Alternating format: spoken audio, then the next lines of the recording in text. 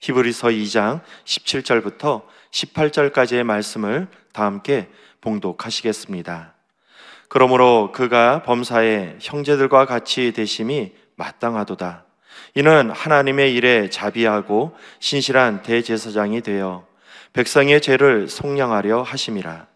그가 시험을 받아 고난을 당하셨은즉 시험 받는 자들을 능히 도우실 수 있느니라. 아멘. 저는 오늘 함께 봉독한 히브리서 2장 17절부터 18절까지의 말씀을 근거로 해서 참된 위로자라는 제목으로 함께 은혜를 나누도록 하겠습니다. 이번에 우리 담임 목사님께서 배려해 주셔서 이 그리스와 트리키에 성지 탐방을 다녀오게 되었습니다. 이 사도 바울이 걸었던 그 길을 함께 걸으면서요, 이 많은 것들을 생각하고 또 많은 것들을 깨닫는 그러한 시간들이었습니다.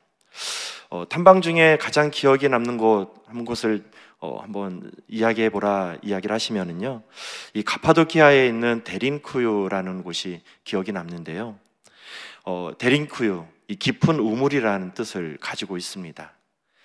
초대교회 성도님들이요, 이 로마 황제의 핍박을 피해가지고 이 땅속으로 지하를 파가지고 거기에서 이 생활하던 곳인데요.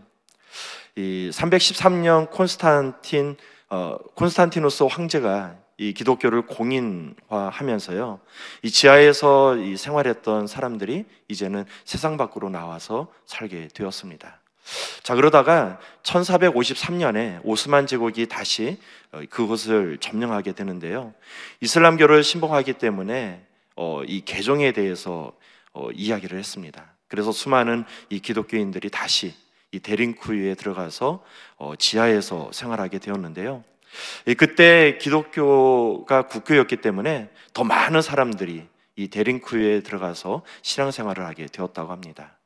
그래서 이것을 더욱더 확장하고 거기에서 이제 삶을 살아가게 되었는데요, 그 규모가 얼마나 컸던지요, 지금 보면은 아파트 13층 높이에 달하는 그러한 건물이 지하에 있다고 보시면 되겠습니다. 약 한 2만 명까지 생활할 수 있는 그러한 공간이었는데요, 더 놀라운 것은 이 가파도키아 지역에만 약 3,000개 정도가 존재한다고 합니다.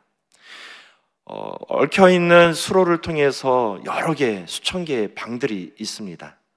그 방들을 살펴보니까요, 예배를 드릴 수 있는 교회도 있었고요, 또 학생들을 가르치는 학교도 있었고, 또 공동 부엌에다가 함께 회의할 수 있는 회의 장소, 이뿐만 아니라 마구간과 이 포도주를 만들 수 있는 양조장까지 있었습니다. 이렇게 신앙을 지키기 위해서 지하로 들어가는 사람들도 있었고요, 또는 이 바위 속을 파고 들어가서 거기에서 신앙생활을 했던 사람들이 함께 있었습니다. 그들은 왜 바위를 파고 들어가고 이 지하에 도시를 만들어서 생활하게 되었던 것일까요? 이 삶의 모든 것을 포기하고 그들이 그러한 선택을 했던 것은 오직 믿음을 지키기 위해서, 신앙을 지키기 위해서 그와 같은 일을 했다라는 것입니다. 이번 성지 탐방을 하면서요, 또 다른 역사도 함께 만날 수 있었습니다. 그렇게 신앙이 좋았던 사람들이 이 신앙의 자유를 얻게 되었고, 세상 밖으로 나갔을 때 급격하게 타락하는 모습을 함께 볼 수 있었습니다. 국가의 권력과 힘을 합쳐지니까 이제는 피해자가 아니라 가해자가 되어서 많은 사람들을 핍박하고 또 이렇게 생활하는 것을 함께 바라볼 수 있었습니다. 이번 선교 탐방을 하면서요, 저는 이런 생각을 해보았습니다. 이 사람의 본성은 악한 것인가 아니면 선한 것인가? 그러면서 제가 학창시절에 배웠던 성악설과 성선설이 떠오르게 되었습니다. 여러분 어떻게 생각하십니까? 이 사람의 본성은 악한 것일까요? 선한 것일까요? 이것에 대해서 한참 고민하고 있을 때 한 성경 구절이 떠오르게 되었습니다. 우리 창세기 6장 5절부터 6절까지의 말씀인데요, 우리 함께 살펴보도록 하겠습니다. 여호와께서 사람의 죄악이 세상에 가득함과 그의 마음으로 생각하는 모든 계획이 항상 악할 뿐임을 보시고 땅 위에 사람 지으셨음을 한탄하사 마음에 근심하시고, 하나님은요, 우리가 계획하는 모든 것들이 악하다고 말씀하고 있습니다. 그래서 세상에 사람을 지은 것을 한탄하셨다고 말씀하고 있는 것입니다. 자, 그렇다면 하나님께서는 왜 우리가 계획하는 것들이 모두 악하다고 이야기하는 것일까요? 하나님께서 이 세상을 창조하시고요, 에덴의 동쪽에 동산을 창설하시고 아담과 하와를 거기에 두셔서 살게 하셨습니다. 자, 여기에서 에덴이라는 단어는요, 수메르어인데요, 기쁨, 환희, 즐거움, 이런 뜻을 가지고 있습니다. 영어로 이야기하자면은 파라다이스, 우리나라 말로 하면은 낙원 정도가 될 것 같습니다. 자, 동산은요, 울타리가 쳐져 있는 이 구별된 장소를 이야기합니다. 저 하나님께서 에덴 동산을 만드셔서 아담과 하와를 거기에 살게 하셨다라는 것은요, 하나님께서 낙원을 만드시고 거기에다가 아담과 하와를 살게 하셨다라는 것입니다. 이처럼 하나님께서는요, 아담과 하와에게 아낌없는 은혜를 주셨습니다. 자, 그런데 아담과 하와는 거기에 만족하지 않았다라는 것입니다. 하나님께서 절대 먹지 말라고 말씀하셨던 선악을 알게 하는 나무의 열매를 따먹어 버린 것입니다. 하나님께서 먹지 말라고 하셨던 선악과를 왜 아담과 하와는 따먹었던 것일까요? 성경은 그 이유를 이렇게 말씀하고 있는데요, 창세기 3장 5절부터 6절까지 말씀입니다. 너희가 그것을 먹는 날에는 너희의 눈이 밝아져 하나님과 같이 되어 선악을 알 줄 하나님이 아심이라. 여자가 그 나무를 본즉 먹음직도 하고 보암직도 하고 지혜롭게 할 만큼 탐스럽기도 한 나무인지라. 여자가 그 열매를 따먹고 자기와 함께 있는 남편에게도 주매 그도 먹은지라. 성경은 그 이유를 하나님이 되고 싶어서, 하나님과 같이 되고 싶어서 라고 말씀하고 있습니다.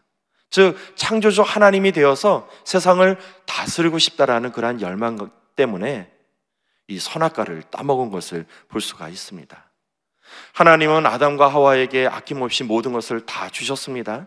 그럼에도 불구하고 아담과 하와는 거기에 만족하지 못했다라는 것입니다. 이제 하나님의 자리에 앉아서 세상을 통치하고 싶다라는 그러한 욕망을 가지고 있었던 것입니다. 사랑하는 성도 여러분, 우리 마음속에 있는 탐욕은요, 모든 죄악의 씨앗이라 볼 수 있는 것입니다. 그래서 성경은 이렇게 말씀하고 있는데요, 야고보서 1장 15절 말씀입니다. 욕심이 잉태한 즉 죄를 낳고 죄가 장성한 즉 사망을 낳느니라. 사람들은 만족할 줄 모릅니다. 그래서 항상 더 많은 것을 가지려고 노력하고요, 또 더 높아지려고 노력하고 있습니다. 이 기원전 3세기에 이 그리스 도시국가 중에 마게도니아라는 왕국이 있었습니다. 이 그리스 도시국가 중에서 마게도니아라는 왕국은요, 변방에 있는 아주 자그마한 나라에 지나지 않았습니다. 자, 그러다 이 필리포스 2세라는 왕이 등극하게 되었는데요, 이 왕은 힘을 키우게 되었고요, 그로 인해서 이 그리스에 있는 모든 도시국가를 점령하게 되었습니다. 그리고 그가 세상을 떠나고 그의 아들 알렉산더가 왕위로 등극하게 되었습니다. 그는 더 큰 야망을 가지고 있었는데요, 이 10여 년에 걸쳐서 대규모 원정을 떠나게 됩니다. 그로 말미암아 페르시아 제국을 점령하게 되고요, 이집트와 중앙아시아를 넘어서 또 인도 북서부까지 진출하게 됩니다. 자, 그러다가요, 이 32살이라는 젊은 나이에 요절을 하게 됩니다. 그의 죽음은 아직도 미스테리로 남아있는데요, 한간에는 그가 장티푸스에 걸려서 죽었다라고 이야기하기도 하고요, 또 한간에는 그가 말라리아에 걸려서 죽었다라고 이야기도 합니다. 또 더러는 음식에 누가 독을 타서 그 음식을 먹고 살해당했다라는 그러한 설도 있습니다. 여하튼 세계의 유래를 찾아볼 수 없는 거대한 제국을 건설했던 알렉산더 대왕, 그는 진정 후회 없는 삶을 살아갔을까요? 알렉산더 대왕은요, 그 죽음으로 인해서 그가 가졌던 그 제국이 큰 혼란에 빠지게 됩니다. 이러한 혼란한 틈을 타가지고 그가 아끼던 부하 이 장수 4명이 그 제국을 4분열해서 서로 나눠 가지게 되는데요, 사분열해서 가진 것만 뿐만 아니라 그의 온 가족들도 함께 살육하는 것을 볼 수가 있습니다. 어머니 올림피아스, 또 아내 록사네, 그리고 그의 자녀들마저도 무참히 살육해 버렸습니다. 알렉산더 대왕, 그는 꿈을 이루기 위해서 수많은 전장을 누리면서 싸워왔습니다. 그런데요, 그가 피땀 흘려서 세웠던 제국은요, 그가 그토록 아꼈던 이 4명의 장수에 의해서 분열되게 되었고요, 그리고 그 장수들의 손에 사랑하는 가족들이 무참히 살해당하게 되었습니다. 인생이란 참 허무한 것 같습니다. 그래서 성경은 우리의 인생을 나그네 인생이라고 이야기를 하는데요, 이 세상에서 살아가고 있다가 하나님께서 부르시면은 모든 것을 내어놓고 하나님께로 돌아갈 수밖에 없는 존재라는 것입니다. 아무리 많은 것을 가지고 있다 할지라도, 아무리 높은 곳에 올라간다 할지라도요, 그런 것들을 가지고 하나님의 심판대 앞에 설 수 없다라는 것입니다. 그래서 솔로몬은 이렇게 고백하는데요, 전도서 1장 2절 말씀입니다. 전도자가 이르되 헛되고 헛되며 헛되고 헛되니 모든 것이 헛되도다. 자, 그렇다면 우리는 왜 끊임없이 높아지려 하는 것일까요? 왜 더 많은 것들을 소유하려 하는 것일까요? 그것은요, 우리 마음속에 채워지지 않는 빈 공간이 있기 때문입니다. 제가 예전에 직장 생활을 좀 했었었는데요, 그 회사에서 고과장이라는 분이 계셨습니다. 이 아버지는요, 평양에서 유명한 대학의 교수님이셨는데 6.25가 터지고 나서 이 부산으로 피난 왔다가 이제 전쟁이 끝나고 나서 이 서울에 있는 유명한 대학의 교수로 생활하게 되었습니다. 아주 좋은 교육자 집안에서 태어나셨는데요, 안타깝게도 우리 고 과장님은요, 이 공부에 대한 열의가 없었습니다. 그래서 이제 고등학교 시절을 지나고 대학에 진학해야 되는데 이 서울의 대학에 들어갈 수 있는 실력이 되지 않자 부모님께서는 반강압적으로 대만에 있는 한 대학으로 유학을 보내게 되었습니다. 친구들도 없습니다. 의지할 수 있는 가족들도 없습니다. 말도 통하지 않습니다. 그러다 보니까 우리 고 과장님, 이런 외로움을 술로 달래기 시작을 했는데요, 한 잔술이 두 잔술 되고 두 잔술이 세 잔술 되고 어느덧 술 없이는 살아갈 수 없는 그러한 지경에까지 이르게 되었습니다. 유학생활을 마치고 한국에 돌아왔던 고 과장님은 형부가 아니라 이 형님께서 하시는 이 사업장에 들어가서 일을 하게 되었습니다. 그곳에서 일을 하셨는데도요, 이 술을 끊지 못하셨어요. 지방에 출장 나가셨다가 그곳에서 이제 또 술을 거하게 드시고 집으로 돌아오고 있었는데요, 이 새벽이었습니다. 새벽에 얼마나 술을 많이 드셨는지 이 신호가 잡혀가지고 잠시 서 있는 사이에 깊이 잠에 들으셨습니다. 그러다 보니까 이제 이 브레이크를 밟았던 발에 힘이 빠져가지고 브레이크가 풀리게 되었는데요, 그로 인해서 차가 슬슬슬슬 앞으로 나가는 사이에 신호를 받고 이제 지나가던 택시가 그대로 충돌하게 되었어요. 자, 그런데 이 충돌했던 자리가요, 안타깝게도 이 고 과장님이 운전하던 그 운전석을 정면으로 들이받게 되었습니다. 얼마나 큰 사고였는지 4번에 걸쳐 아주 큰 수술을 하시고 간신히 살아나셨다고 합니다. 그때 충격이 얼마나 컸던지 이 머리부터 발끝까지 왼쪽에 있는 것들은 모조리 뼈가 으스러졌다고 하는데요, 그로 인해서 얼굴은 흉측하게 변하게 되었고요, 그리고 팔과 다리는 절개되었습니다.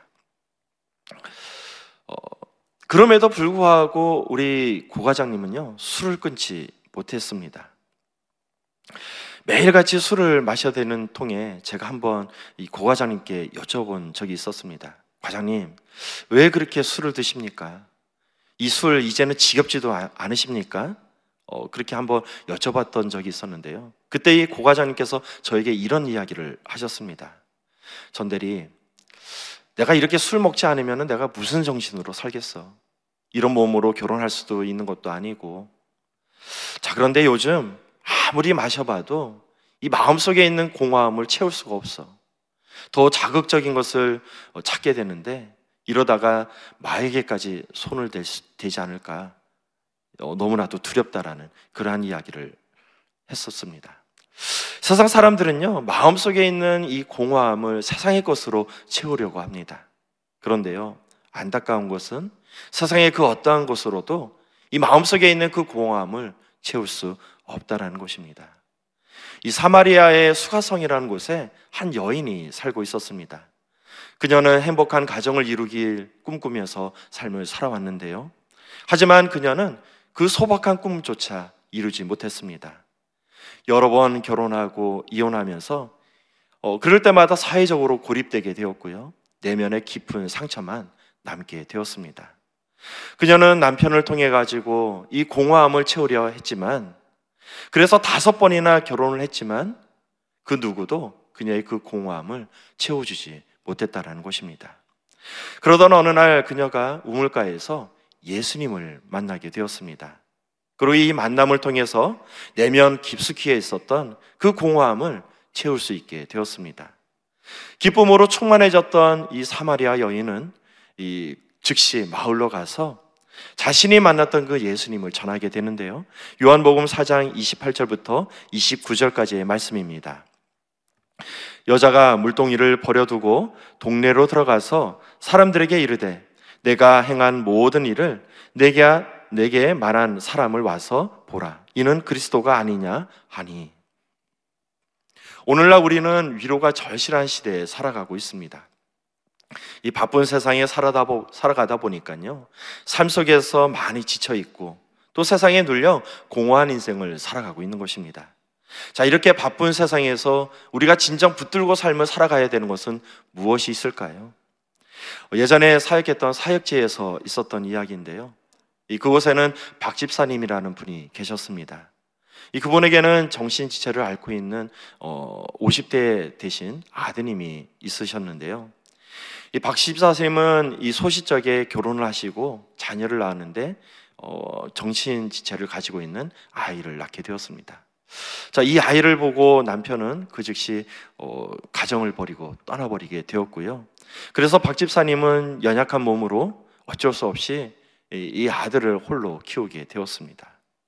여자의 몸으로 세상을 살아간다는 것, 이거는 쉽지 않은 일인데요, 지금으로부터 한 50년, 60년 전 일이니까 얼마나 더 힘들었겠을까요? 박 집사님은요, 오로지 살기 위해서 열심히 일을 하며 살았습니다. 밭에서 열심히 키워온 야채를, 또 농작물을 장에 나가서 팔면서 그렇게 돈을 벌기 시작을 했는데요, 얼마나 검소했든지 그 돈을 아껴서 조금씩 저축을 하기 시작을 했습니다. 그리고 틈나는 대로 그 저축했던 돈으로 땅을 사시게 되었습니다. 자, 시간이 흐르고요, 제가 발령을 받아서 그곳에 갔을 때는 한참 이 개발이 되어서 땅값이 엄청나게 오르던 시절이었습니다. 이 땅값이 오르자 우리 박 집사님 이 자신이 그렇게 모아놓은 땅을 팔고 아파트를 사기 시작을 했습니다. 그리고 아파트에 월세를 주셨는데요, 자, 이렇게 또 아파트 값이 오르면은 그것을 팔아가지고 또 다른 아파트를 사가지고 계속적으로 투자하면서 돈을 많이 모으셨습니다. 자, 그런데요, 이렇게 많은 돈을 모았음에도 불구하고 우리 박 집사님의 삶은 조금도 변하지 않았다라는 것입니다. 비록 부자가 되어서 많은 돈을 가지게 되었지만은 돈이 아까워서 옷 한 벌을 사지 못하셨습니다.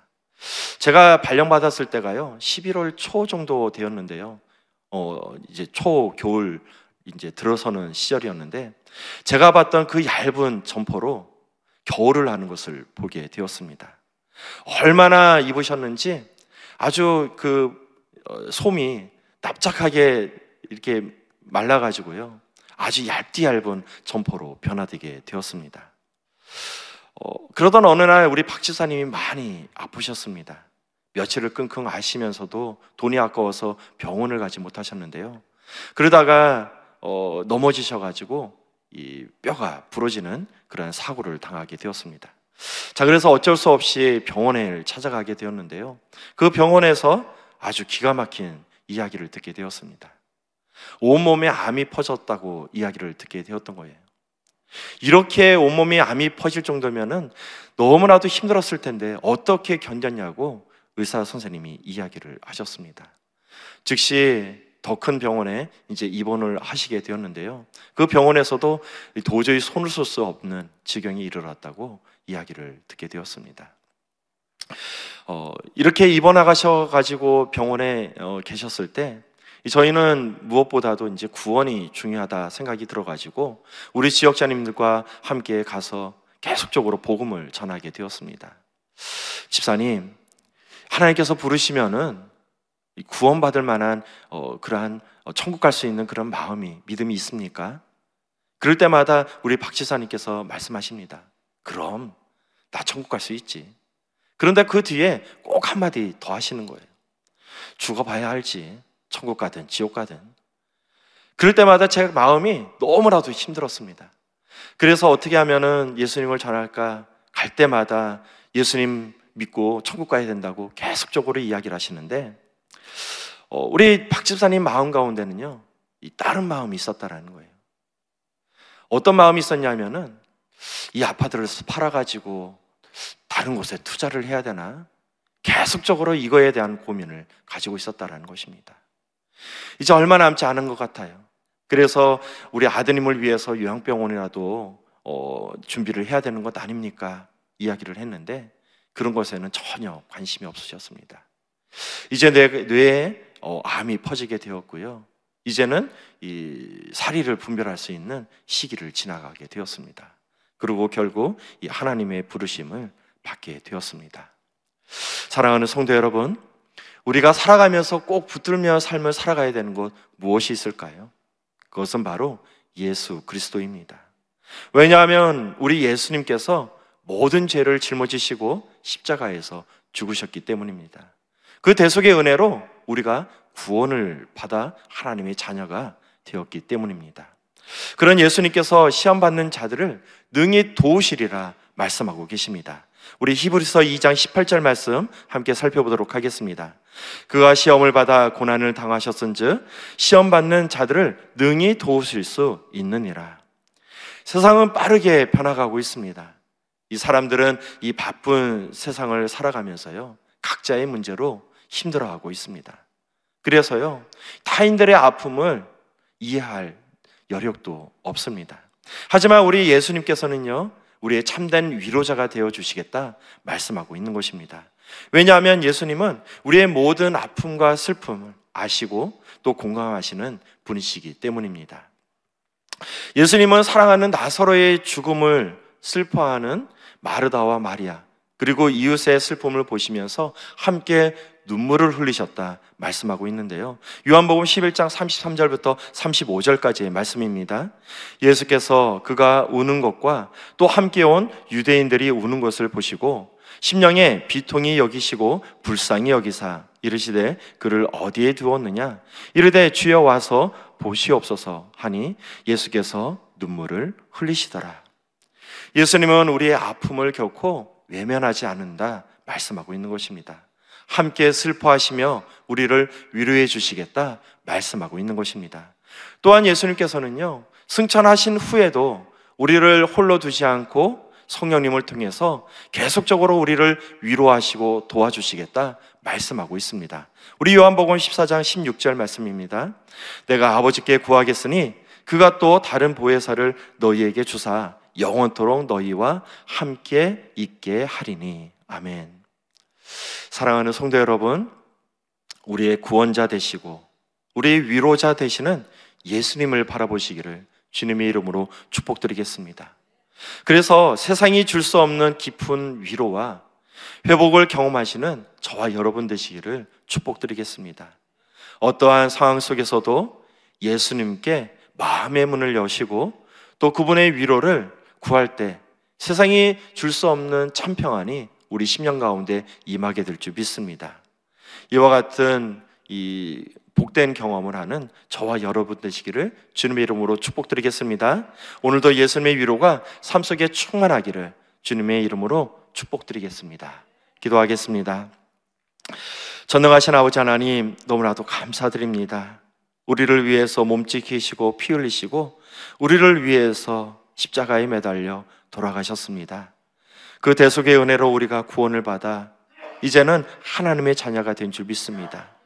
뿐만 아니라 매일같이 우리를 불꽃 같은 눈으로 지켜보아야 주시고 우리에게 참 위로를 더하여 주시니 너무나도 감사드립니다.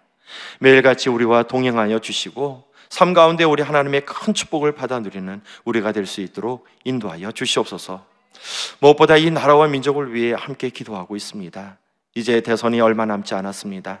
아버지 하나님께서 택하신 자, 하나님께서 쓰시는 자가 손출될 수 있도록 인도하여 주시고 그런 말미암아 이 나라가 더욱더 잘 되어지는 삶을 살아갈 수 있도록 인도하여 주시옵소서.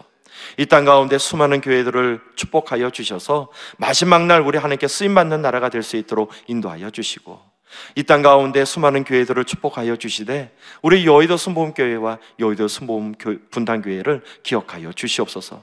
우리 교단을 이끌어 가시는 이용훈 대표 총회장님 귀한 사역 가운데 함께하여 주시고 우리 분당교회를 이끌어 가시는 황선우 담임 목사님 귀한 사역 가운데 하나님의 큰 축복을 더하여 주시옵소서.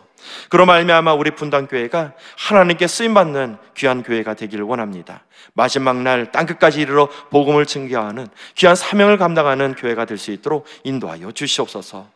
오늘도 아버지 하나님 공허한 마음을 가지고 세상을 살아가고 있는 우리 모든 또 신앙인들이 있습니다. 아버지 하나님 우리 성도님들 그 공허한 마음을 채워주시고 우리 하나님의 한없는 축복을 더하여 주시옵소서. 오늘도 귀한 예배 가운데 귀한 헌물을 가지고 나온 우리 성도님들 계십니다. 그 헌물 위에 하나님의 한없는 축복을 더하여 주시고 오늘도 새벽을 깨워 예배하는 모든 성도님들 삶 가운데 하나님의 큰 축복을 더하여 주시옵소서. 모든 기도 우리 구주 예수 그리스도의 이름으로 기도리옵나이다. 아멘. 하늘에 계신 우리 아버지여, 이름이 거룩히 여김을 받으시오며 나라가 임하시오며 뜻이 하늘에서 이루어진 것 같이 땅에서도 이루어지이다. 오늘 우리에게 일용할 양식을 주시옵고 우리가 우리에게 죄 지은 자를 사하여 준 것 같이 우리의 죄를 사하여 주시옵고 우리를 시험에 들게 하지 마시옵고 다만 악에서 구하시옵소서. 나라와 권세와 영광이 아버지께 영원히 있사옵나이다. 아멘. 할렐루야. 귀한 말씀을 허락하신 우리 하나님께 영광의 박수 올려드리겠습니다. 자, 이제 기도하는 시간입니다. 나라와 민족을 위해서 함께 기도해 주시고요, 우리 여의도 순복음교회와 우리 이영훈 대표 총회장님 귀한 사역을 위해서 함께 기도하도록 하겠습니다. 또한 우리의 여의도 순복음 분당교회와 우리 교회를 이끌어 가시는 황선욱 담임 목사님 귀한 사역을 위해서 함께 기도하도록 하겠습니다. 이 교회의 재직들과 주의 종들과 또 선교지에서 열심히 복음을 증거하는 선교사님들을 위해서 함께 기도해 주시고요, 오늘 금요일입니다. 또 금요 성령 대망회가 있는 날인데요, 더욱더 많은 성도님들 또 주의 전에 와서 함께 예배드리며 은혜 받을 수 있도록 함께 기도하도록 하겠습니다. 우리 각자 기도의 문제를 놓고 우리 주여 삼창 하시고 뜨겁게 기도하도록 하겠습니다. 주여, 주여, 주여.